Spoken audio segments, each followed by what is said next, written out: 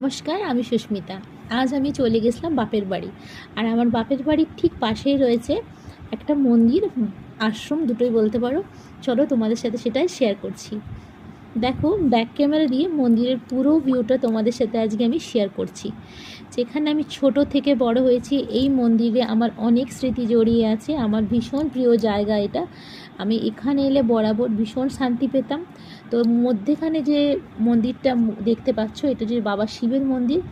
এখানে বসে কত ধ্যান করেছি, কত জপ করেছি, ভীষণ ভালো লাগে জায়গাটা আমার।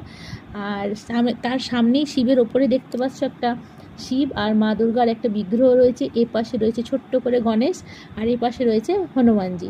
ভেতরের ভিউটা আমি আজকে নিতে পারছি না। আর ওই দিকটা দেখতে পাচ্ছ মা ভুবনেশ্বরীর মন্দির। আর তার ডান দিকে রয়েছে শিবের মন্দিরের ডান দিকে রয়েছে শ্রীকৃষ্ণের মন্দির। এখানেও আমার অনেক স্মৃতি আছে। আমি শ্রীকৃষ্ণকে ভীষণ ভালোবাসি।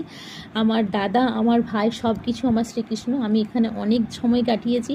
আর আগামী দিনগুলোতেও আমি এই বাবার কাছে আসতে চাই, ভোলানাথের কাছে, আমার দাদার কাছে আসতে চাই, মায়ের কাছে আসতে চাই।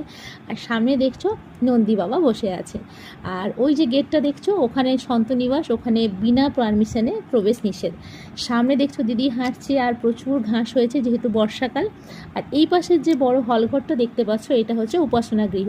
মানে এখানে ঠাকুরের আরতি থেকে প্লাস যখন কোনো প্রসাদ খাওয়ানো হয় এখানে খাওয়ানো হয়, প্লাস যজ্ঞ যখন হয় তখন ভেতরে হয় আর কি, বাইরেও হয়। এখানটাই দেখতে পাচ্ছ ঘাসের ওপরেও উপরে প্যান্ডেল করা হয়, প্লাস ওইদিকেও হয়।